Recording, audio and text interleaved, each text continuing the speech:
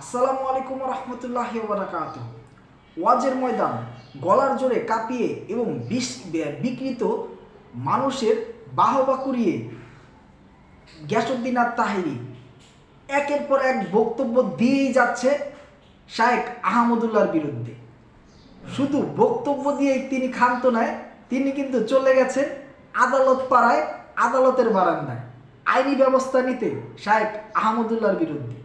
কিন্তু মজার ব্যাপার হলো, শায়েখ আহমদুল্লাহর বিরুদ্ধে এত স্টেটমেন্ট তিনি দিচ্ছেন, তিনি কিন্তু সে আদালত পাড়ায় গিয়ে বাংলাদেশের জাতীয় দৈনিক বা জাতীয় যে চ্যানেলগুলো আছে সেগুলোর সাথেও তিনি কথা বলেছেন। এত স্টেটমেন্ট শায়েখ আহমদুল্লাহর বিরুদ্ধে ওয়াজে গিয়ে এত সব কথা বলার পরেও কিন্তু আজব ব্যাপার এবং অবাক করা বিষয় হলো, শায়েখ আহমদুল্লাহ এখনও চুপ। এখনও তিনি এই ব্যাপারে কোনো কথাই বলছেন না। এর কারণ কি? আসুন সেটা নিয়ে একটু বিশ্লেষণ করা যায়।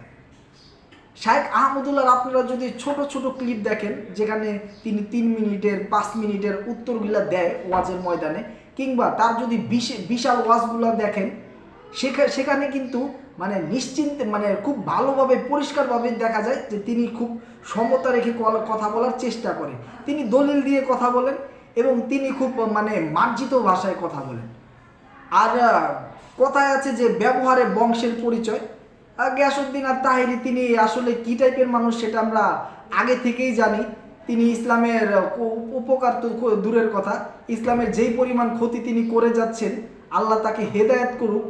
তিনি তো এখন স্টেজে ময়দানে যেভাবে নাচানাচি করে গান বাজনাটারও জায়েজের পর্যায়ে, উনি জায়েজের পর্যায়ে নিয়ে গেতেছেন, এরকম একটা অবস্থা। তো শায়েখ আহমদুল্লাহ হচ্ছেন অত্যন্ত একজন ভদ্রলোক।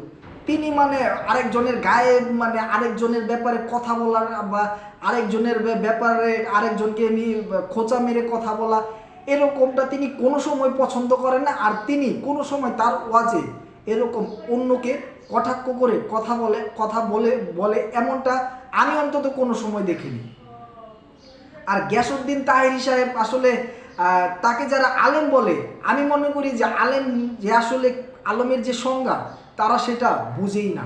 কিছুদিন আগে তিনি শায়েখ আহমদুল্লাহর বিরুদ্ধে কথা বলতেই আছে একটা ওয়াজের ময়দানে। ঠিক সে সময় পিছন থেকে একজনে বলে উঠলো, তার ওয়াজের ময়দানে পিছন থেকে একজন বলে উঠলো যে আহমদুল্লাহর 2 গালে, আর সবাই বলে উঠলো জুতা মারো তালে তালে। চিন্তা করা যায় একজন মানুষের মানুষের বক্তব্য মানুষের জ্ঞান কতটা নিচে নেমে গেলে এরকমটা হয়।